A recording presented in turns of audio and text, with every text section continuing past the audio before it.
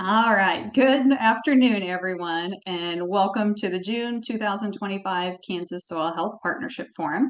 My name is Jennifer Simmelink. I'm the Executive Director of the Kansas Soil Health Alliance, your host for the forum. I want to thank you for joining us today.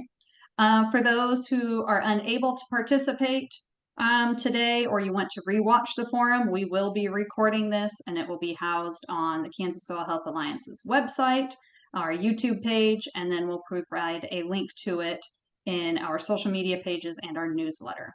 As I've done in the past, we're going to start off today's forum with a quick 2-question survey for everyone to complete. That helps our presenters get an idea of who is in the audience today. Let me get that started up here. Okay, that should be going and open. There's just 2 questions. Go ahead and fill them out real quick.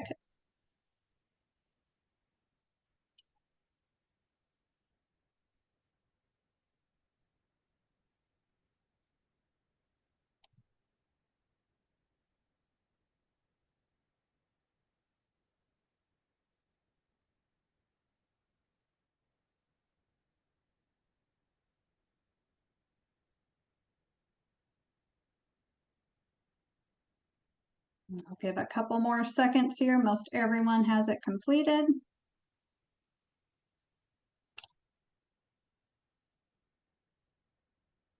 All right, so I've got the results up here. You can see that we have predominantly agency employees today, some ag professionals, and then about a third of those participating are farmers and ranchers.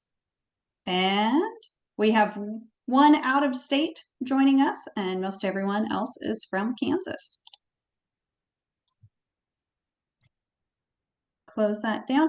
As a reminder, for those participating, you can go ahead and submit questions through the Q&A function throughout the program. You could also raise your hand and then we will be able to unmute you. Everyone at this time is muted, so you'll need to raise your hand if you want to speak, or go ahead and use the Q&A question. Joanna and I will be monitoring that throughout, so we'll be sure to let our speakers know if there is a question. At the end of the presentation, we will have probably some additional time for Q&A, and we can go ahead and do some unmuting of voices at that time. With that, I'm going to turn it over to Joanna Johnson, the Outreach and Education Coordinator of the Kansas Soil Health Alliance, to introduce today's speakers.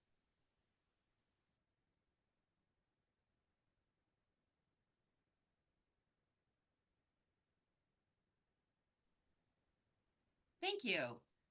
Today we have Ryan O'Neill with over 15 years in farm production and a decade in natural resource management and agronomy. Ryan O'Neill is a conservation expert specializing in soil health and water quality. As a watershed coordinator and certified crop advisor, he works closely with producers and landowners to implement best management practices that improve surface water quality and agricultural sustainability.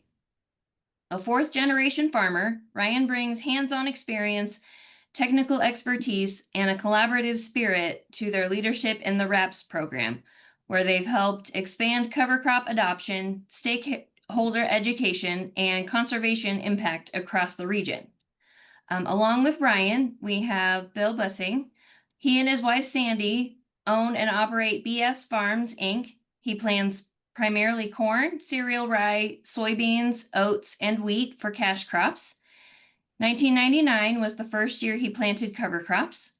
Bill has tried to have something growing on every acre year-round since 2013. Cereal rye, a 25-way cover crop mix, a hairy veg, pea, triticale, and cereal rye mix are some of his current cover crop mixes. Not only are his crops diversified, his livestock with several different classes of cattle and his flock of sheep diversify his grazing. Bill is constantly looking for ways to improve soil health and increase profit per acre. And Bill and Ryan have been working together, and that is part of their presentation today. I'm going to hop back on for just a minute. Ryan's computer had a timely reboot, so we'll give him just a moment to get on. But I will say that I have had the pleasure of working with Ryan on several different items, and then Bill being one of the board members on the Kansas Soil Health Alliance. It's been really neat to watch their interaction that they do. Through the Kansas Soil Health Alliance, we work with many of the RAPS coordinators, the watershed coordinators, and see some of the work they do. Ryan and Bill have a real unique partnership and have done some great things. If they don't already lead into it, there will be a field day on September 11th at Bill's farm that you can find more information on Kansas Soil Health Alliance's website. We'll get a listing. We probably have one up now, but we'll get more detail as we know more on the event. But you guys might want to save the date. It's always a nice time to be at Bill's farm. So looks like Ryan is still rebooting. Bill, do you have anything you want to introduce or add before we get Ryan back online here? No, not a lot, I guess. Just brief overview. They listed a lot of things. I'm always trying something different. I'm not scared to. I call it fail, but I call it learning experiences, and that's part of the journey. You can't. It's just. There's more work to it than just straight row crop farming. But I really enjoy the challenge and have done well, and have found ways to find niche farming be more profitable. So, and then Ryan O'Neill and I through RAPS have worked together for, I don't know, 4 or 5 years. You'd have to ask Brian for sure. But is Ryan back with us yet, Jennifer? Yep, looks like he's here and going. So we'll let you get your screen up and sharing, Ryan. We'll turn everything over to you for a moment. Right. Well, again, apologies about the technical difficulties. That just tends to be the case every time you go to do a presentation. Right.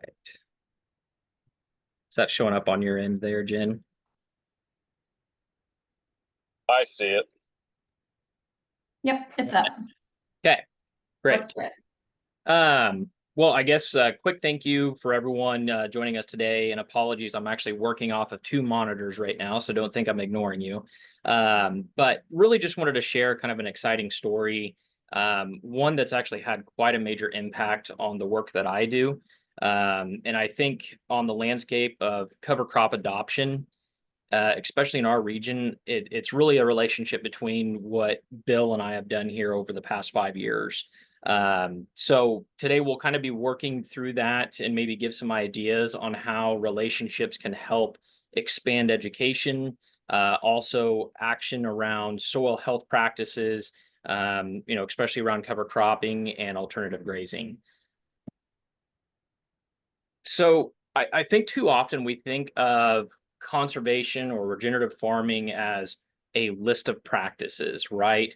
But in reality, it's change that happens through a relationship, right? It's through trust, it's through examples and kind of those lived experiences. Working with Bill really has helped me here kind of bridge that technical side of soil health with what really resonates with producers. I'm a producer myself and have been cover cropping for probably about 10, 11 years now myself. And it's really great to just have that other person in your corner from a producer perspective. From a technical side of things, I still think it's so important to have individuals like Bill in your corner at all times. And really what I want to highlight today is how that collaboration has changed kind of the way that we outreach individuals and how we educate others as well. So, and I know Bill probably just went through as he was stalling for me there and given a little bit of a breakdown, but I just kind of wanted to give a little bit about what we call the demo farm. So Bill's approach, and correct me if I'm wrong here anytime, Bill, but it's really not just about implementing conservation practices, right? It's about using farming and regenerative agriculture and conservation really together in a system. He's been no-till for nearly 30 years, if I'm right, Bill. And so he was doing it kind of long before it was common, especially in our area. And really that set the stage for his regenerative system. His philosophy is really pretty simple, but I think it's really powerful, right? It's keep something growing at all times and make sure that every input, whether it's plant and or animal, contributes to that long-term soil health. One thing that I've enjoyed about going up and seeing at Bill's operation is he's testing just multiple different varieties of cover crops, mixes, species, and he's always adapting to the season, right? Whether it's livestock needs or when it comes to grazing, he's really not, he's not scared to kind of be crazy about it, right? Like he's not afraid to try and push the envelope a little bit. And one thing there is he's really about seeing the real results, right? His soil health scores have jumped, his nitrogen use is down, and his water infiltration has improved over that time, just even in the time that I've worked with him. The reality is it's really a living, breathing system, right? So just a little bit of background. I actually first met Bill, gosh, close to almost 12 years ago, and I don't even know if he remembers it. But I had actually hosted a producer meeting, and when I was working in ag retail, and the one thing that caught my attention was the fact that Bill had asked a lot of thoughtful questions, right? But not only that, it was deeper. It was why behind certain practices that were being posed to him. And he was also not afraid to actually question the experts of the time. And that immediately stood out to me. He was already experimenting with cover crops and no-till, but he was really hungry for more information, that data, the context, the peer collaboration. So I think what really helped our relationship kind of take off was we were aligned from the beginning, right? We both wanted to see real change in the soil, and we both believed that education shouldn't just come from the top down, right? Our first real conversations really happened kind of walking his fields. We were talking through soil test results. We were tossing around cover crop blend ideas. We were digging in the dirt constantly. And all in all, just totally brainstorming new ideas, not only for his operation, but my operation, and then what we could do within the region. One thing that I just truly valued was he shared what worked, what didn't, and what he was skeptical of. And from there, I guess probably my big thing is I just listened, and I offered some resources with that and some follow-up. And I think the follow-up was key. I think it showed that I wasn't there just to deliver a program to Bill, but that I was invested in what he's doing in that operation. And I think that trust really comes from early interactions and laid the foundation for everything that's followed. It wasn't about one program per, or the season. It was about building something together that we could adapt and grow with time. So the big thing after those initial conversations, Bill and I moved kind of directly into the field, and I think we've spent a lot of our time in the field. We started by walking his operation. I was trying to understand what was already happening, and Bill was really interested in using cover crops not just for soil health, but for forage. And from there, I brought in support from RAPS, the organization which I represent, which helped him access some funds for improvements. We also began sampling soils a little bit more systematically. We tracked some of those changes in organic matter and infiltration, as well as a little bit of biology. And the early results were actually really promising. And I think it gave me personally a little bit of fuel to kind of keep going. Bill likes to tell this story as we were out walking fields is I was really, really big on trying to find a one-size-fits-all model for growers in our region. And, I was doing some stuff on my own. Bill was doing his thing. And I just really felt like that's what we should be doing. And I'm glad we had the conversations we did, because it made me realize that there is not a one-size-fits-all model and everything that we do needs to be implemented per farm, per person. That's how it needs to be worked up. And so I think the big thing is, we were not just doing practices, we were really just tracking them and we were learning from them. And then the great thing is we were trying to set ourselves up to share that knowledge with others. And another cool initiative as far as just partnership and reach out, and one that I still want to actually continue to grow. But we actually helped Bill kind of bridge the gap a little bit between some conservation practices he was doing and consumer engagement. Bill had always had an idea of, potentially white labeling a product, and we stepped in to kind of support the launch of that private label beef jerky. And what's cool about it is it wasn't just about adding a product, it was about telling his story. And what we did is we included kind of a QR code on the package that linked directly to Bill's Facebook page. And when someone scanned it, they didn't just learn where that beef jerky came from. They saw the photos of cover crops, the rotational grazing, the water systems, and the soil improvements that actually worked. And I think the big thing is that transparency helped create a lot of trust and curiosity in what he was doing. And for me, I felt like it was fun, but the effort itself really, wasn't for fun. It gave Bill a way to promote regenerative agriculture at local events and build a brand around soil health. It also reinforced his role as an advocate, because now every single jerky bag became kind of an outreach tool for us. And like I said, I know we've had some changes with kind of where our white labeling is being done, but it's something I kind of want to actually get kicked off again, because we did see a lot of neat results come from that. Probably one of the most impactful parts of our collaboration was officially designating BS Farms as a demonstration farm for the Tuttle Creek RAPS program. This really, I think, transformed Bill's operation into a hands-on learning hub, which it already was, but it became more for not just for the neighbors, but for the region as a whole.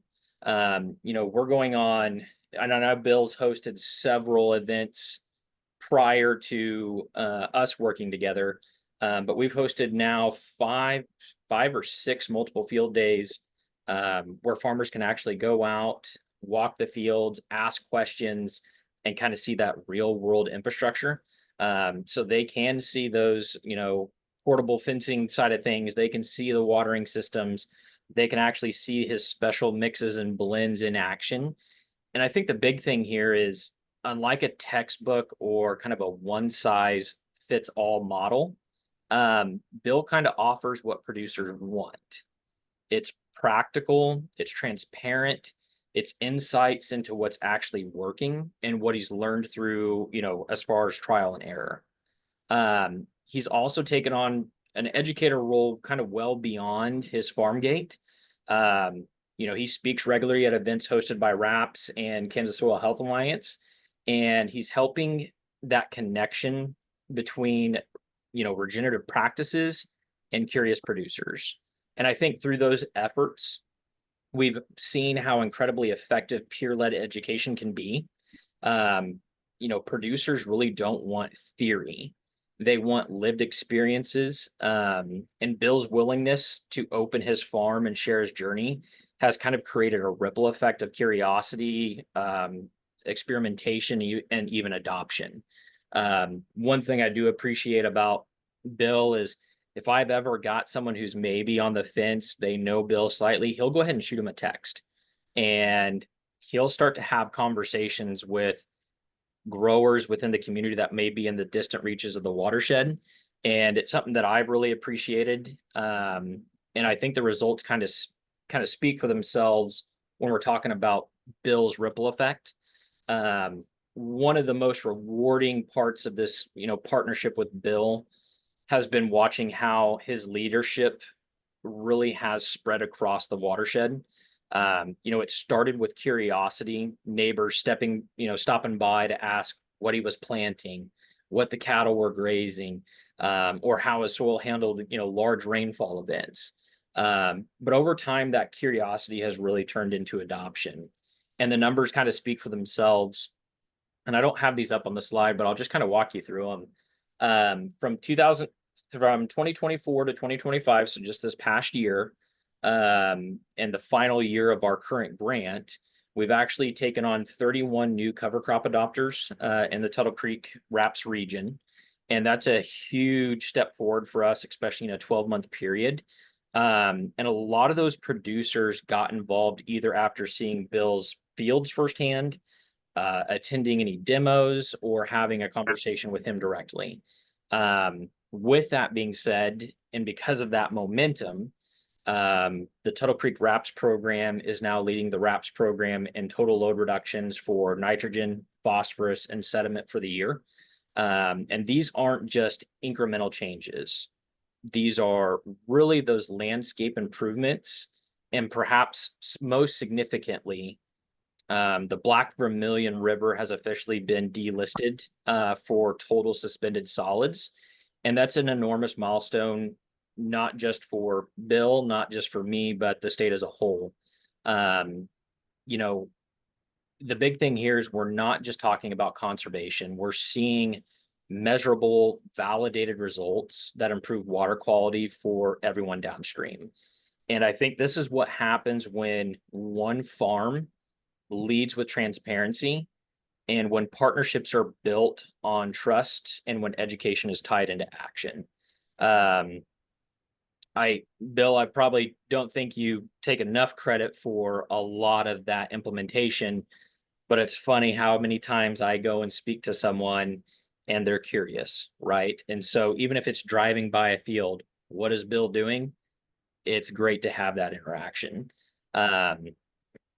From there, one thing I hope everyone kind of takes away from today, and how to potentially replicate this, right, is conservation, regenerative ag does not happen in isolation. It's rooted in relationships. It's rooted in trust, kind of a shared commitment. Working with Bill has taught me that if we invest in the right partnerships, we unlock so much more than soil health gains. We unlock momentum.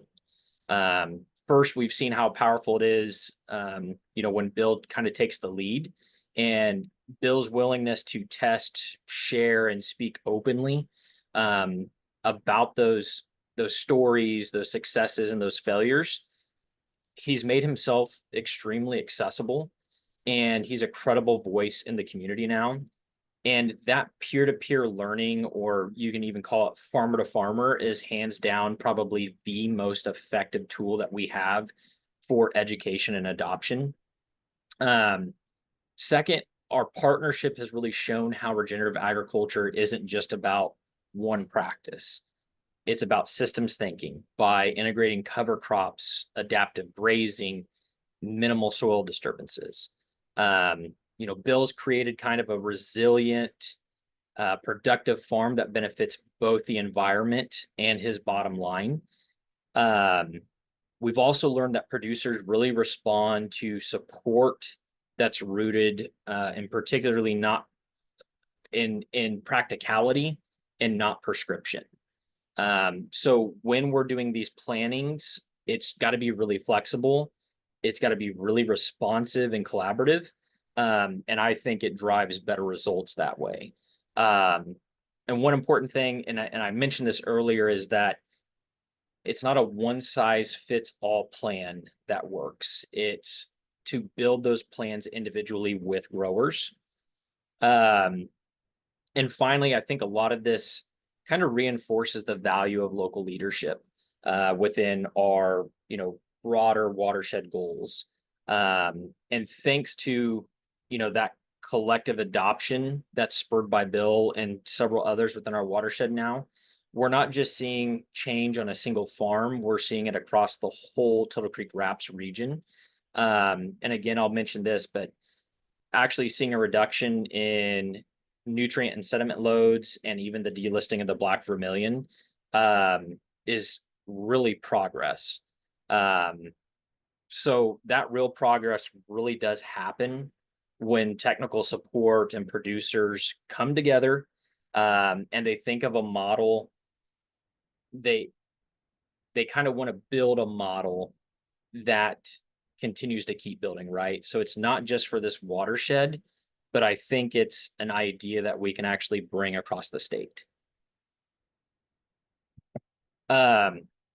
So one thing too is I'll say, a lot of the work that I've done here and what Bill has done is not just an impact on his farm or kind of our immediate network.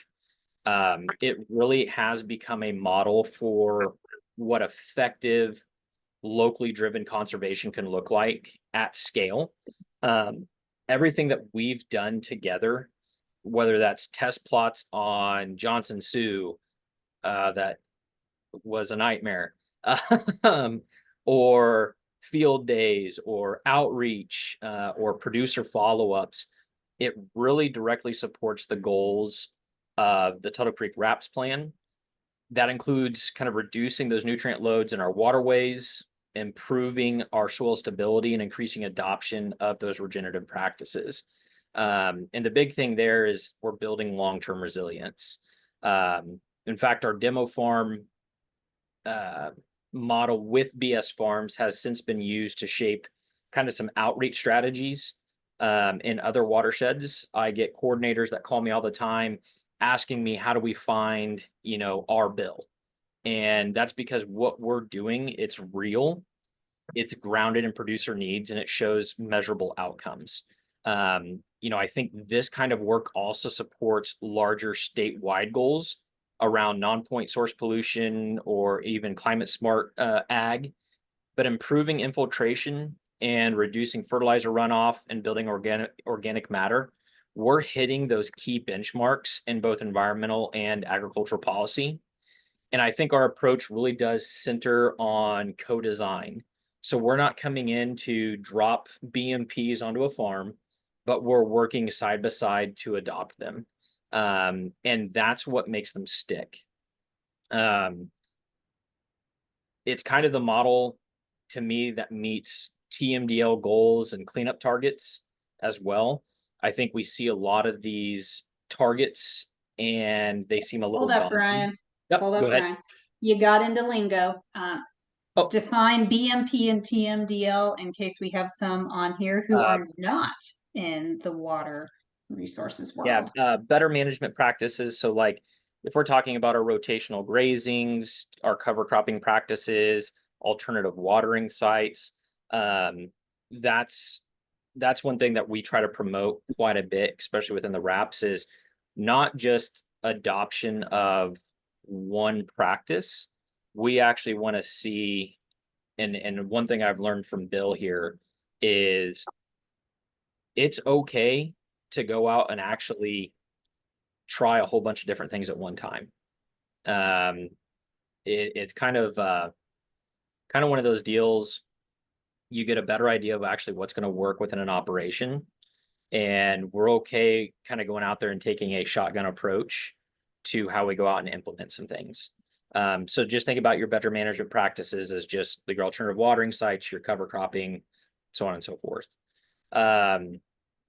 One big thing here is we really have tried to empower our producers to take ownership of their conservation.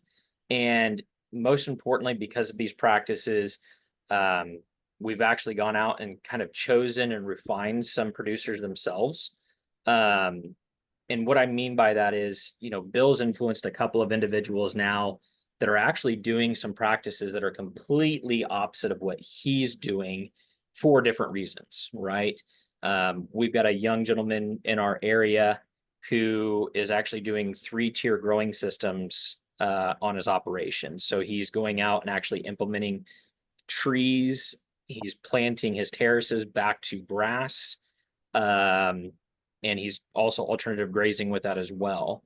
And so it's nice because it spurs some creativity within the area. And that's one thing we encourage a lot of our folks to do is if they have an idea that might be a little, off the paperwork, we're willing to help them out with that and try and implement those ideas. But I think the big thing here is, because these practices have been chosen by producers and growers within our area, they're not just being implemented for a year or two. What we're seeing is now we're getting into long-term adoption of these programs. What is different about the RAPS program versus like your NRCS programs is most of what we implement comes from a board of growers. So actually Bill's father, Morris, is actually on my board. And so it's really nice because if he sees something that's creative or different or has an idea, he shares that with me. And I do everything I can to make sure we can get those practices implemented within our region. And I think that's how you make conservation durable, right? I think that's how you make regenerative ag a little bit more durable, is when you can go out and work with guys like Bill, you can go out and work with guys like Morris. You're actually going out and implementing the strategies that they want to see put in place, and it's their idea. So now they have to go and implement that. Like I said, I know that was a little short, but just really wanted to show kind of the effect of actually building kind of what I call a kind of a brand advocate. And Bill's always been a great advocate for regenerative farming. He's now on the Kansas Soil Health Alliance, which I think is fantastic. And he's been extremely supportive of what we do in the RAPS program. So I think it's just very important to go out and actually find individuals within the community that can go out and be your brand advocate. With that, thank you. And Bill, any top ups or anything like that? No, you said it well. I remember our first conversation. You kind of alluded to it. You just want me to, well, what can I plant best here to fit? And I said, well, my experience has been, I'm not smart enough to know, and I don't know if anybody is, using the shotgun approach of, I started out with, 3 or 5, and everybody was saying that was plenty of diversity. And I figured out 20 or 25 was a lot better because your rain patterns, your soil types, my fields vary so much. I don't know what's the best at, the given time. And then I've also had some extra cover crop seed around, so I throw it in the mix. Well, sometimes oats planted or spring peas planted in the middle, 1st of July as an under canopy underneath my warm season stuff has done pretty well. So there's a shotgun approach, and you learn a lot from it. And sometimes you learn things by mistake that are good, and sometimes you make mistakes you learn from. So, and there's a lot of different things we do with watering and different things I've done, and I'm not a person that tries to spend a lot of money, so I try and figure out ways to do it, as efficiently as possible. But at the same time, sometimes my cover crop mixes do get a little bit more expensive, and it does scare people. But I've always found out by doing the numbers that it typically pays for itself. So, yep, exactly. Jen, did you have any questions in the chat? I don't see anything right yet, but do you have a moment, as when we, at the outset of this, we had quite a few, conservation professionals on. Can you talk a bit about the cost share piece and the stacking? That's always something, as we're looking at all of the cost shares and we're familiar. I would say as a whole, we're more familiar with our cost share run through our conservation districts and maybe our NRCS versus some of the RAPS items. So if you're able to share how that works, and then the stacking piece of it, that you alluded to the flexibility, but flexibility and stacking, I think, are some of the most appealing pieces to those that are fortunate to live in a watershed. Yeah, so I guess we'll just start with kind of a good example, that I get kind of every year is I'll get a first-time adopter that wants to go out and just plant rye into a field. And I think the goal there is every time I go out and visit with a producer like that, it is a conversation of what are they actually trying to achieve. And 9 times out of 10, they'll tell me that, hey, they need grazing through the winter. They need to go out and reduce that weed pressure as we go through the year, so on and so forth. And so that's where we can start to have those detailed conversations of kind of what cover crop mixes need to go out to achieve two goals in one. Then 9 times out of 10, you'll have a producer that sits there and goes, well, I want to graze this field, but I don't have water. And that's where I think the RAPS program is so great is I can sit there and say, hey, if you're going to go out and plant cover crops and you want to graze this year, we can also stack resources on top of this to help with alternative watering sites, whether we're going out and putting in a solar well and pulling that from a pond, spring tank development, what have you. We can help assist with that. We can even help assist with the polywire fencing, especially around those fields that don't have permanent fencing. So that's one thing we always try to push and promote for a lot of our growers in our area is if you're going to go out and do one thing like your cover crops, let's go ahead and start thinking about what you can do past that. So that is a big thing in how I run the program is let's try and do everything that we possibly can in one go so that you're setting yourself up for success in the future.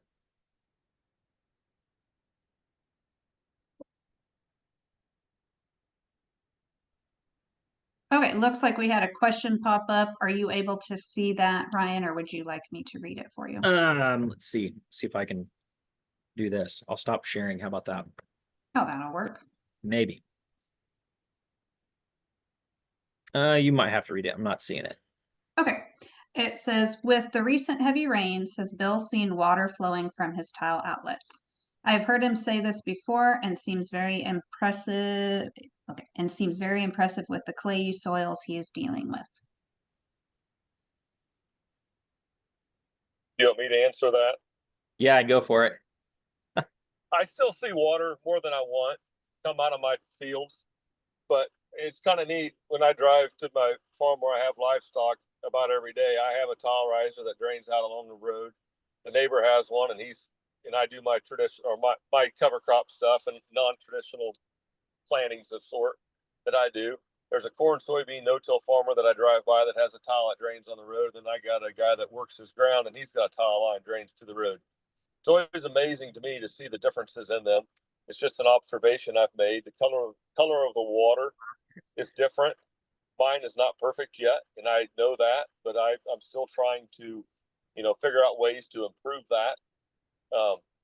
And it's kind of it's just something observation things like that, or when it rains, whose pond has or whose fields are ponding with water. Some fields pond a lot further. It's just looking things like that really make a difference. And we don't have sandy soils. We do have clay soils, like David said. So,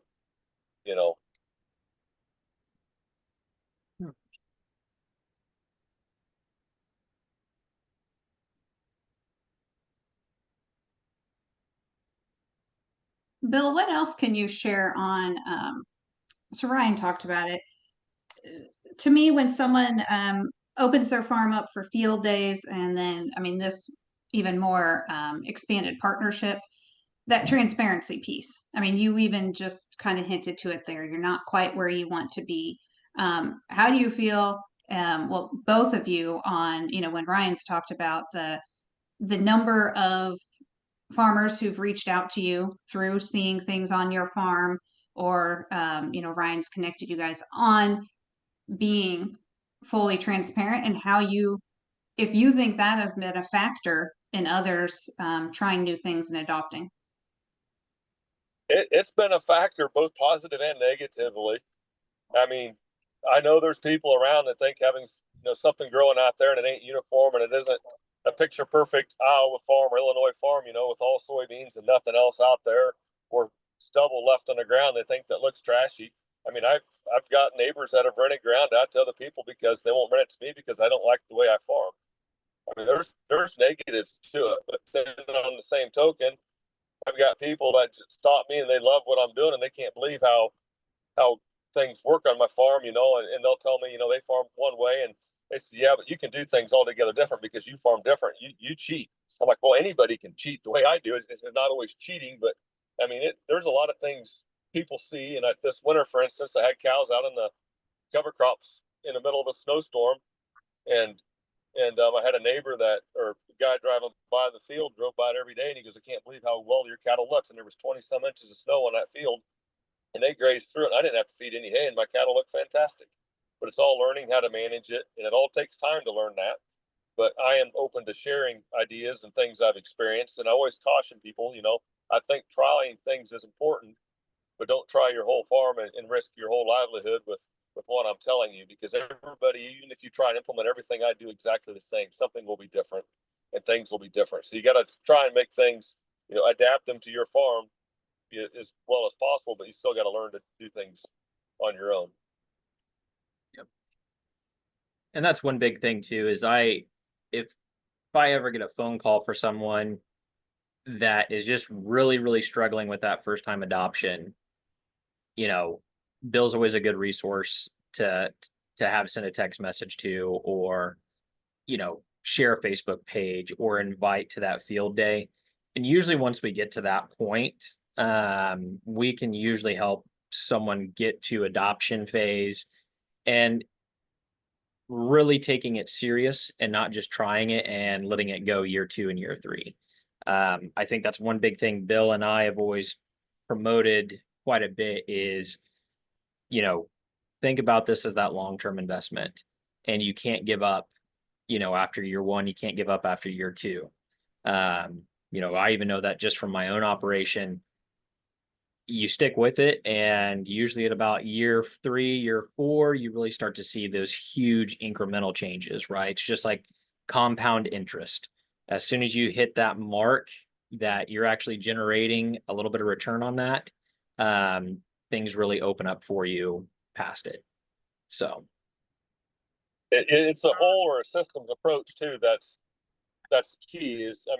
You can't take one crop and pull it out of context, because the crops leading up to it, or the cover crops, or how you manage it. One thing I know a lot of people hate around me is wheat.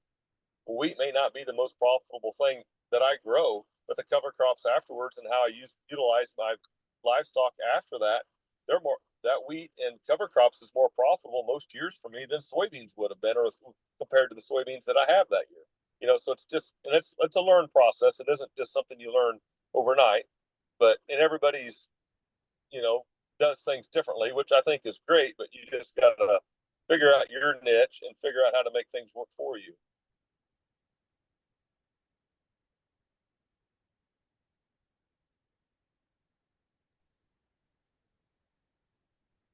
So knowing you've been in this or on this path since, well, you said what, 99 was when you started no-till, or was that cover crops as well?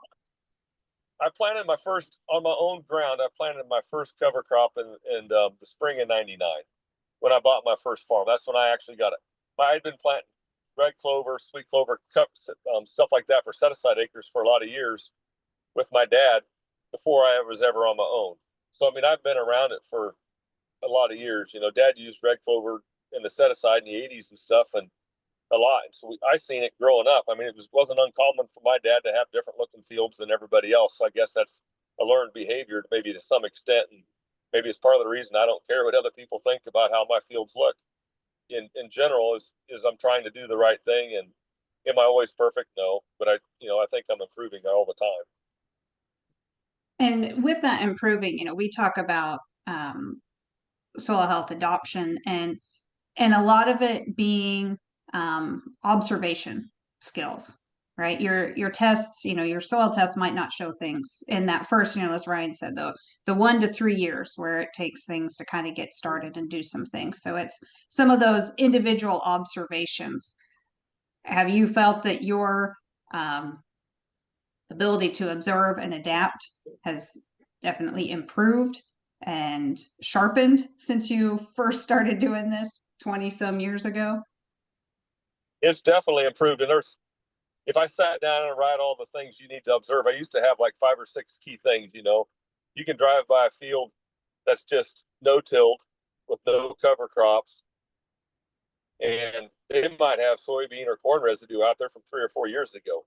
I can have my diverse cover crop mix out there and plant a corn crop in it, and I would have had maybe 4 or 5 tons of residue sitting on top of the soil in the wintertime of the previous year. In some places in my fields, by the time corn harvest comes around, I almost have no residue left on top of the field because my earthworms and my soil biology is decomposing things.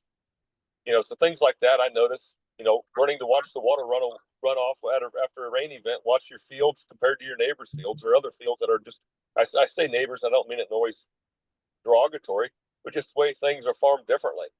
I remember one year, I wish I would have took pictures of it because some things I've observed and I don't really, I remember it, but I didn't understand what I was all observing at the time.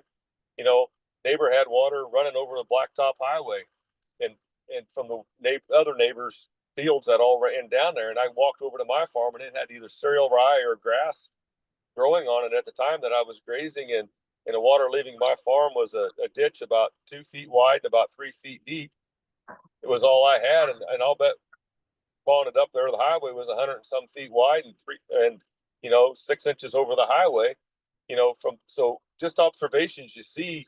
There's a lot of things I see that my mind scatters around a lot, but there's a lot of things you see, you just don't always realize what you're seeing at the time. And then later on, I'm like, oh yeah, this is what I was seeing, infiltration, but I just, at the time, I didn't realize or fully understand what I see. So yes, my knowledge has really changed, but I do best sitting in a field and then I can go through and explain all the things that I see as I see them because I don't remember things real well.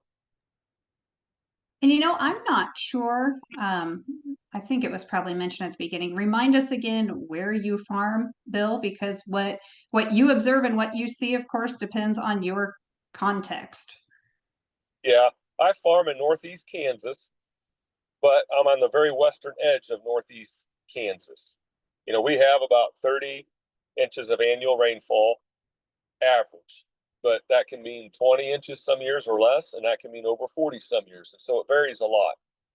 The last few years, we've been in the mid 20s, probably 22 to 25 average rainfall, but they've been timely rains, and most of it has been utilized, and so crops have been decent. Great. And then my final question, I would say, unless someone else raises a hand and puts something up.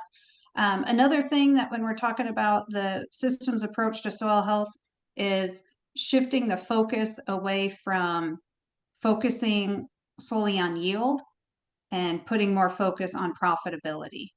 Are you able to speak to what you've seen or how that has worked on your operation? And that can include, the diversity that you've brought to it in your different enterprises. Yeah, I don't always run the numbers, and that's part of the reason Brian, I guess, and I have worked so well because I was always a person that did things, didn't always understand what I was doing, but it worked, and so I just did it. And that was nice with Brian with his agronomy background. He could come in and answer some questions, and we could look at some things more in depth. But in some of these speaking engagements I've been involved with, it actually forces me to sit down and analyze some of the stuff I'm doing, and that's where like my wheat or cereal rye or oats that I take for harvest and plant my cover crop mix is way more profitable for me than soybeans most years. And I part of the reason I started doing some of this stuff is I do background and finish some cattle in a monoslope cattle shed, and so I was needing feed. I buy cattle, I want to get them out on the soil so they're cheap for feed, but then I want to raise corn. So part of the reason I've done some of the rotations and stuff I do is because of necessity, not because I was smart enough to think of it. It was just because of necessity, and it's actually worked out very well for me. And so these things have broadened, I guess, and whatever, and it's a whole. When you're putting all this residue back on the soil, if you graze it, 90% supposedly goes back into the soil, and 50% of that is released back into the soil the first year. Is the general rule of thumb. Well, if we take cover crop analysis, and you got, and I don't remember the numbers on my fields. I'm going to just throw numbers out because I don't remember them exactly. But if you had 100 pounds of nitrogen and 200 pounds of phosphorus and 300 pounds of potash out there in that analysis, 50 pounds of nitrogen, the 100 pounds of phosphorus, and the 150 pounds of potash are going to be released back into that field that next year.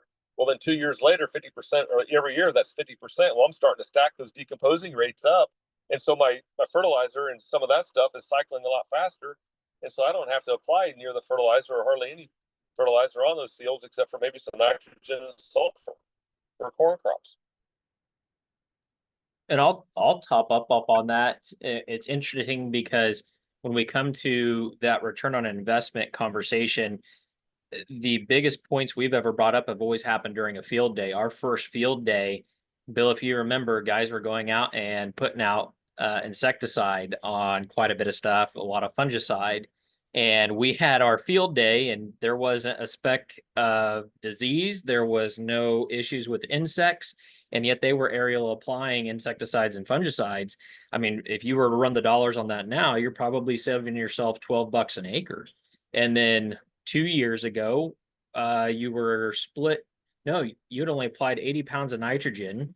Average for most guys was about 200 for the area. Our county average is about 155 bushels to the acre on corn. And yet we were raising a 220 bushel corn crop on 80 pounds of applied nitrogen. Huge savings, right? And that's what's really cool is when folks are actually out in the field, when we're having events like that, and it can actually see true profitability. I think that's a huge eye opener for folks.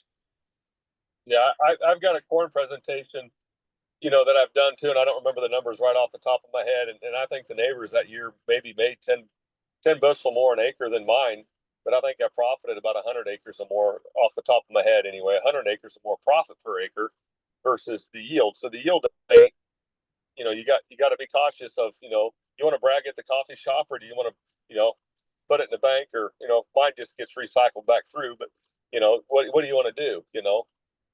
It's learning to think differently. And that's the biggest challenge for people is you got to learn to think differently. And I've always been known to be different anyway, so it doesn't bother me to think differently. But We had another question pop up in the Q&A. It says, you mentioned a water source program for watering cattle, such as a solar well.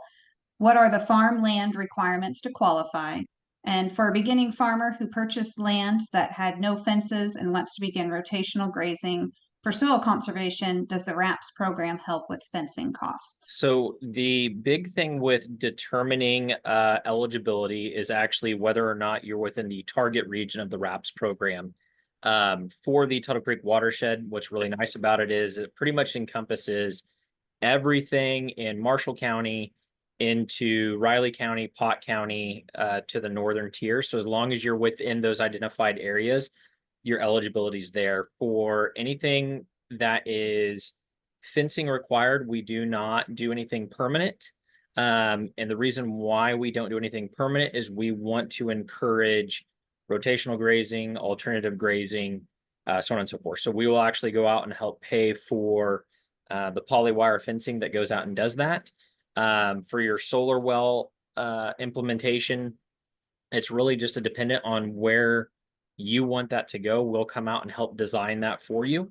But yeah, we try in the RAPS program to eliminate as much red tape as possible, so we can actually go out and get projects on the ground.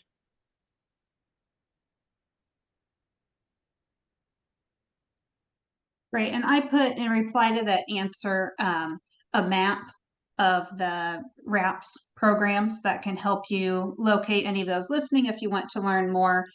If you're part of one of the RAPS watersheds, you can also, if you're not able to see that, it's ksraps.org. But if you Google Kansas RAPS, WRAPS, you'll be able to find the website and locate that as well. So just if you don't happen to be in Tuttle Creek, you might be in one of the other watershed areas. So that would help that. With that, we're getting close to the end of the hour. If there aren't any other questions here, I'm going to go ahead and let Joanna give us a little preview to next month. Of course, if anyone after the end comes up with a follow-up question, you can go to the Kansas Soil Health Alliance website and there's a contact us. You can type your question in there and I can pass that on to Ryan or Bill following for them to answer as well. So I will let Joanna let us know what we have to look forward to in July.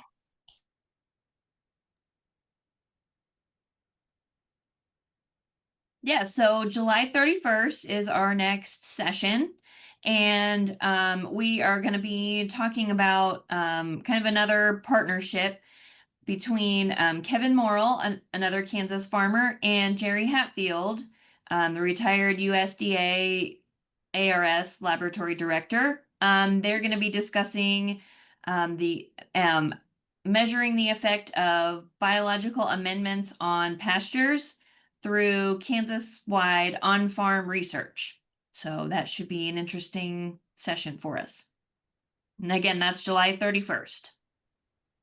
That will be great. Looking forward to that one as well. Always a pleasure to hear from our Kansas producers. And if you've not heard Dr. Hatfield speak, he brings a wealth of on-farm research knowledge to everything and will be great to listen to. So I want to thank everybody for joining us today. As I mentioned at the outset, if you want to go back and review anything you heard today, we will have the recording up on our YouTube page and our website and through social media shortly. Thank you for joining us, and we'll see everyone next month.